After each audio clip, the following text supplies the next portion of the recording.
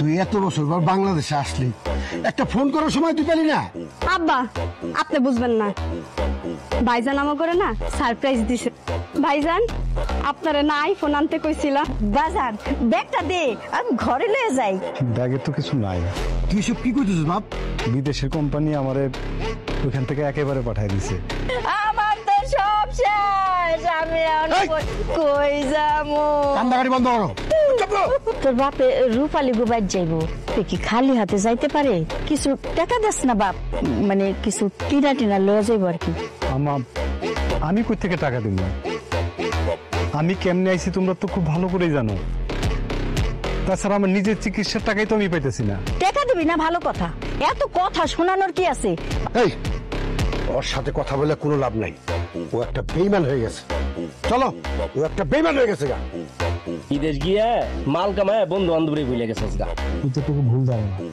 তোরা কি মনে করিস প্রবাসী গিয়ে মানুষ টাকাই কামায় না? এত টাকা কামায় বুঝবি না তোরা। প্রবাসী যন্ত্রণা কখনোই বুঝবি না। প্রবাসী বুঝে প্রবাসী যন্ত্রণা।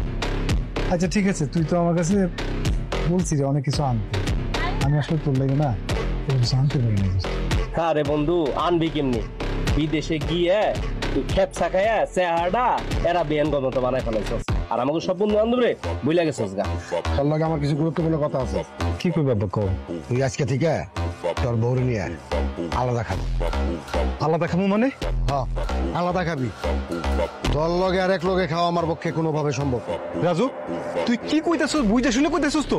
হ্যাঁ, আমি বুঝা শুনে কইতাছি, তোর আর তোর বউরে চালানো আমার পক্ষে সম্ভব না, আর এই সামর্থ্য আমার নাই। এই সংসারটা আমি তিল তিল করে করে তুলছি। আমার নিজের যত শখ আলাদা ছিল সব আমি বিসর্জন দিয়ে বিদেশে গেছি, তোগুলোকে আমি টাকা পাঠাইছি। আজকে তোমাকে বুঝা আমি না, সবার বুঝা আমি। দেখো ভাই, তোমার এই ভাবের কথা শুনোনের সময় আমার নেই। কাজেই তুমি তোমার বউরে নিয়ে যত তাড়াতাড়ি সম্ভব আলাদা হয়ে যাও। এখন কি করবা তাড়াতাড়ি সিদ্ধান্ত নাও। ঠিক আছে, আমি কোনোদিন চাই নাই রাজু তুই কষ্ট পাইবি। আমার লাগে যেহেতু তুই কষ্ট করবি, ঠিক আছে আমি আলাদা হয়ে যাবো। কি ব্যাপার, এই জায়গায় মন খারাপ করে বসে আছেন? খাওয়া লাগবো না? খিদে নেই। খিদে নাই কইলে হইব? ঠিক মতো যদি খাওয়া দাওয়া না করেন শরীর আবার অসুস্থ হয়ে যাইব না? শরীর দেখি জীবনের প্রতি তো মায়া নেই। আপনার একটা কথা কই শুন, সুখ দুঃখ মিলাই মানুষ। এই দুনিয়াতে কোনো মানুষই সুখে নাই, আর তাছাড়া আল্লাহ এই দুনিয়াতে মানুষের পাঠায় সুখ দুঃখ নিয়ে পরীক্ষা করার জন্য। এই পরীক্ষার যুদ্ধে নিজের টিকায় রাখতে হয়। সব মানুষ কিন্তু স্বার্থ সহ বিপদ আপদে ভালোবাসে এরকম কিছু না। স্বার্থ ছাড়াও কিছু কিছু মানুষ তার প্রিয় মানুষের বিপদ আপদে আগে আসে। সবাই নিজের মতো ভালো হইব এটা খালি তোমার মুখে না। এই যে তুমি পরের ঘরে একটা মেয়ে আমার ঘরে আইছো, তুমি আমার বিপদের জেমনে দাঁড়াইছো, আর আমার পরিবারের মানুষগুলোর কথা চিন্তা করো, আমার কতটা দূরে ঠেলে দিছে। আচ্ছা সব বাদ দেন তো, এখন কি করা যাবে একটু কত?